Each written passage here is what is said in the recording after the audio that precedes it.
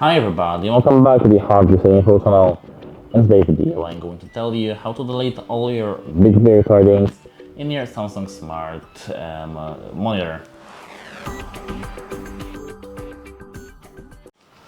At first, scroll to the left where all your options are, and here scroll down to Settings. Click on Settings, and here scroll to the Advanced Features. Scroll to Voice, and here scroll to Bixby Settings.